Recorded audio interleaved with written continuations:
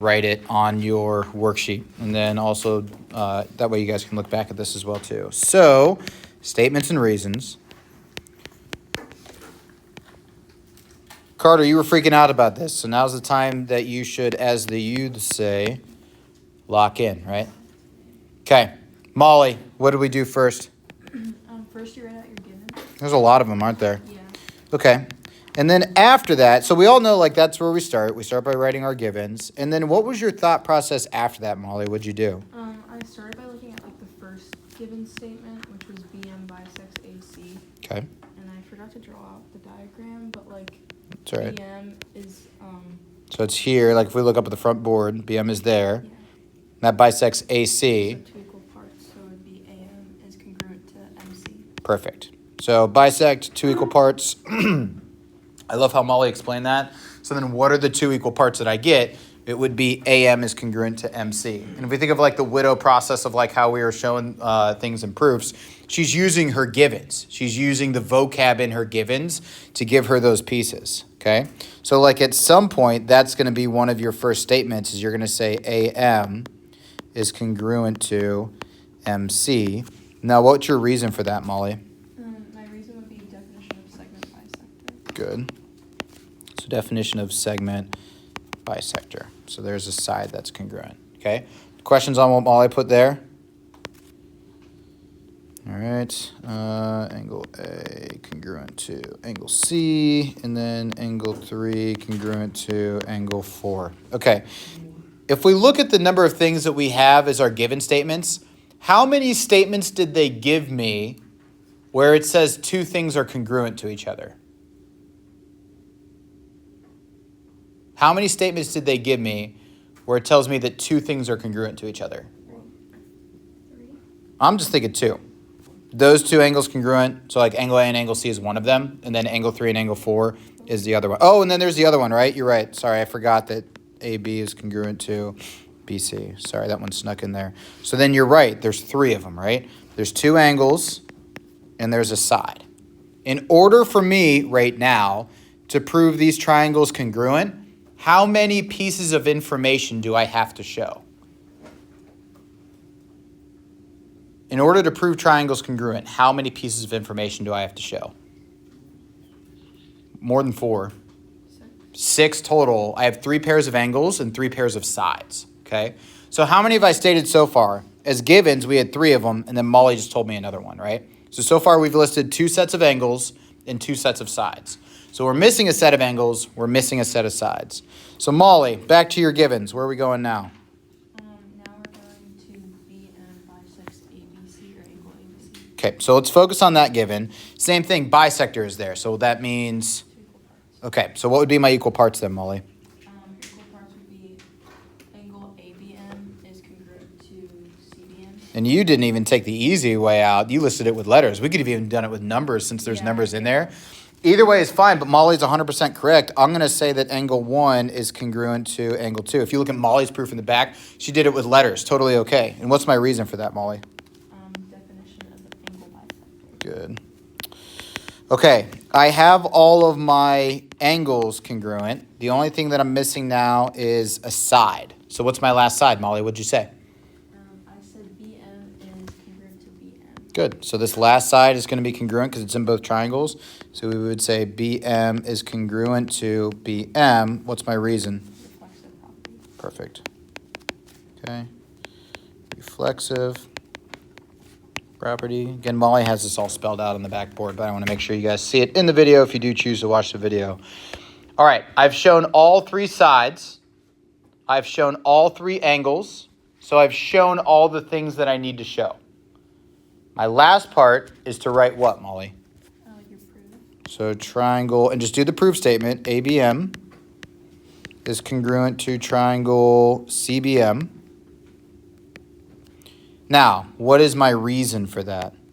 Definition of congruent triangles. I can't remember if I think we did one yesterday in class that used that. But if not, then that's the reason we're going to use for proving those triangles congruent is definition of congruent triangles.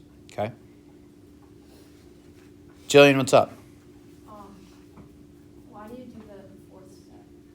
Like the end? It's a good question. I have to state 3 sides congruent. And if you look, here's one of them right here. The thing I just circled right here, there's one of them. Here's a second one. I need a third one. So if you look at what we had marked up in the picture up to that point, it was these sides they gave to me. Molly told me these bottom ones were congruent by midpoint. So the only sides I haven't talked about is this side right here. But that side is in both triangles, so I can say it's congruent to itself by reflexive property. So then that gives me my third side. Does that make sense? We're going to use that often. We're going to use reflexive sides pretty often, okay? For example, in number 9, that's another instance of a reflexive side because I have a side that's shared entirely between those 2 triangles. So if I wrote the proof for this, which I'm going to do right now, I'm going to have to say reflexive sides in there somewhere, okay? All right, here's what I need you guys to do. Worksheet in front of you. Let's do number 9 together, okay? Except Raph, who apparently already did number 9. But that just means Raph can help us out, so it's perfect. Okay, so what's the first thing we do, Raph? Given? Yes, sir? That's all I had. Okay. All right, so let's start by listing our givens. So again, I didn't ask you guys to do this, but I want to do it now.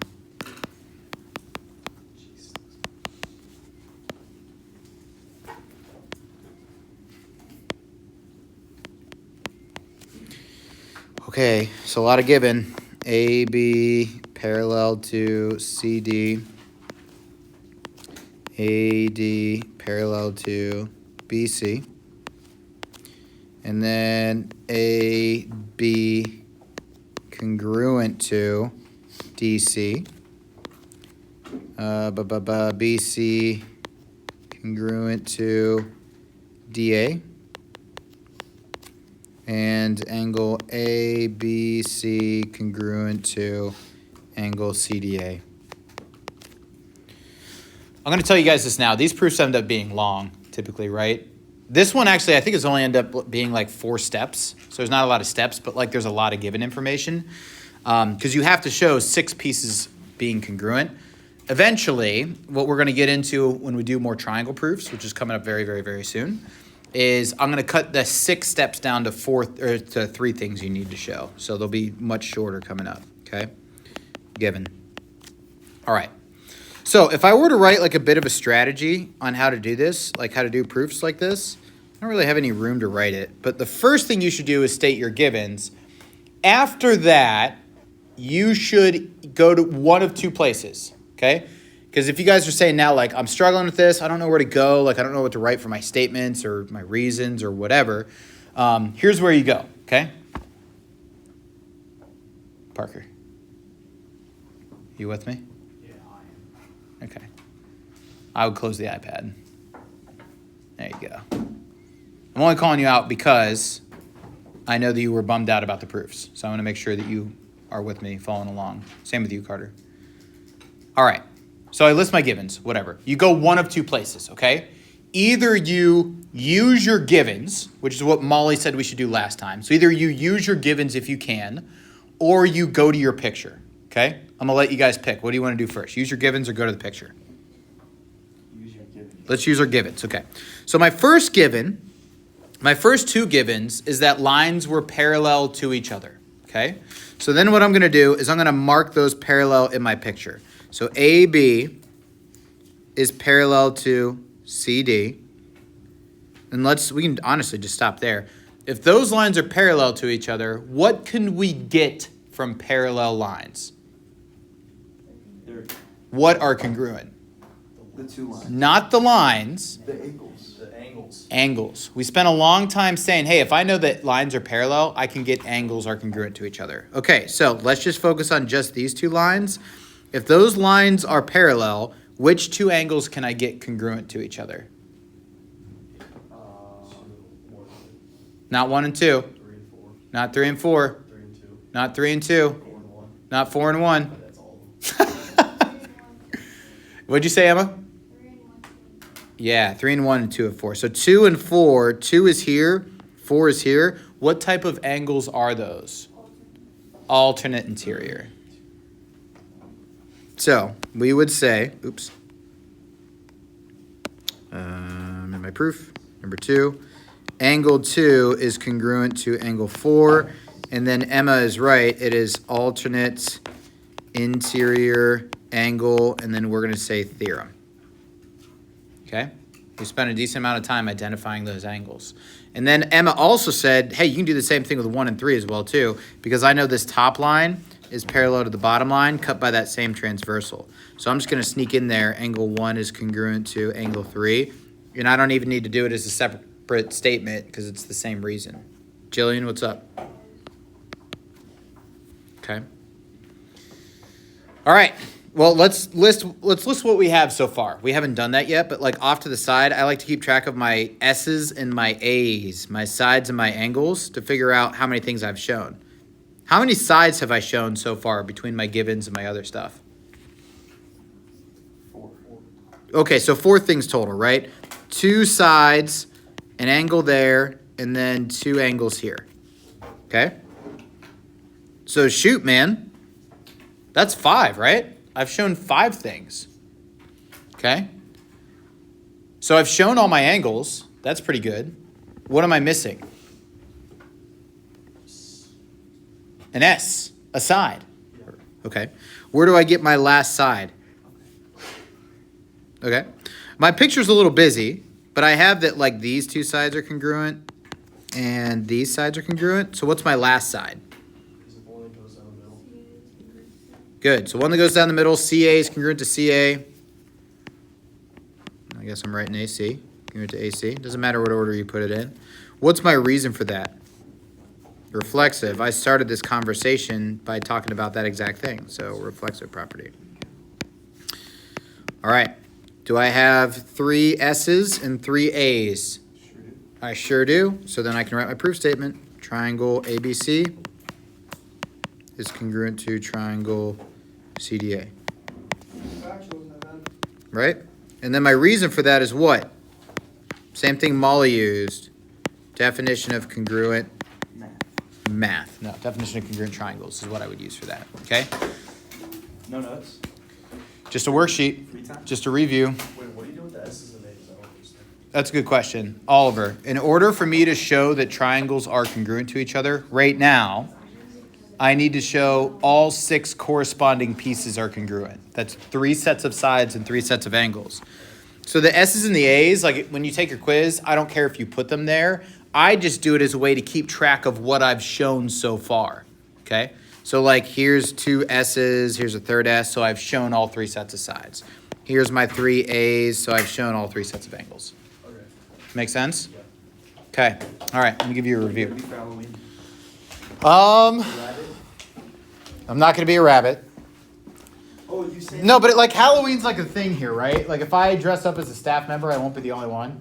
No, probably not. Okay. I don't know. I honestly don't have a costume set right now. When I went trick-or-treating with my girls, they were members from that movie K-pop Demon Hunters. They were members of Huntrix. So I like drew like the demon lines on me or whatever. But I'm not going to do that. So I don't know what I'm going to do here. I haven't decided. I have an idea for... Someone dressed as a statue last year, and it was like a fountain coming out of it. Did they win? Like, there's like a guy, I don't know if he'll do it this year, but he goes like all out. Oh my god. Yeah, like water flowing in it. Yeah, What a legend. he really was. I kind of lost some of my aura, I guess. You guys use that word these days, right? No. Like my spirit. No, aura. You guys use that word. So I don't know. I don't know what I'm going to be yet. I've been thinking about it. I have a costume that I could use, but I don't know if I have all the things that I need for it. So Should be a math teacher. I do that every day. You should be a nerd. I would love to do something math related. Be a nerd. I should be. Oh, be an apple. I should be an apple. I eat an apple every day. All right. Anyway, so on the review, let's talk about the things you guys have on here. And if you want, I can do some of these problems with you guys, but I know you guys are probably ready to like, do some work yourself or whatever. But okay, let's go through. Hey, listen, Oliver wasn't here, so we got to catch him up to speed. In 4.1, we talked about triangles. specifically about their sides. So we talked about classifying triangles based on their sides, right? What were the 3 ways we could classify a triangle based on their sides? Isosceles.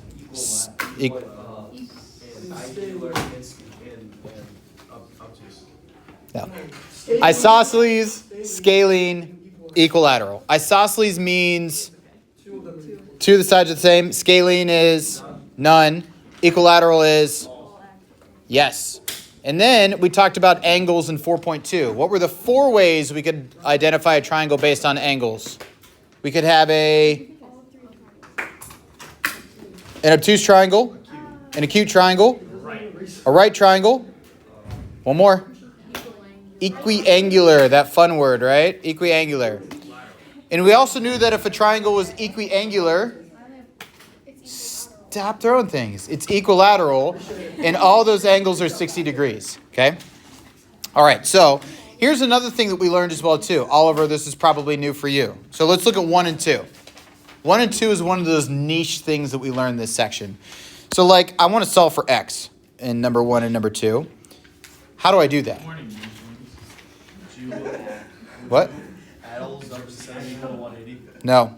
Would you? Oh, no. Take the 2 that are inside and equal to the outside. Good. Yep. So do you guys remember what type of angle this was called here? Exterior angle, because it's on the outside. So Oliver is right. What I want to do is I want to add together my 2 angles on the inside and set it equal to my angle on the outside. So I would do 60 plus 7x plus 10, and then set it equal to 14x plus 14, and then solve for x. Okay? What is the name of that theorem? Triangle sum. And that's the other one. The exterior angle theorem. It is indeed called the exterior angle theorem. Okay? So exterior, Are we gonna have to list this as well? I don't know, maybe. So yeah. It's possible. So that's what you guys do for 1 and 2. 3 and 4 is easy mode though, right? All the angles in a triangle add up to what? 180. So add them up, set them equal to 180. Easy money. Classify triangles based on sides and angles for 5 and 6. Those are pretty easy. Hold on, Raf. You said what? Yeah, exterior angle theorem. Yep, do the same thing for each one. Is this what the test will look like? I don't know. Stay tuned. Stay tuned. Did you go to University of Akron? You did? And then after that, it's like triangle congruent stuff. 12 is a little tricky because you have to use distance formula in order to classify the triangle. So you got to do distance formula 3 times. You guys can do it though. I believe in you. More solving for x, finding angle measures, and then we have 2 proofs. Do you want me to do a proof with you Yes. of the 2? Or do you want to get in there first? Okay. All right. You know what? I'm going to give you guys a chance to do it by yourself. If you want me to help you, though, I'll walk around and help you guys out. Okay? You said what? Distance formula? Is it, do you start off with the X and then Y's or no? I do. I know it's. It doesn't really matter, Jillian. But I usually do x2 minus x1 squared plus y2 minus y1 squared. But you can do the y's first and then the x's because you're adding and addition is commutative. So either way is fine. Okay? All right. Get working, friends. I'll be moseying around helping you guys out.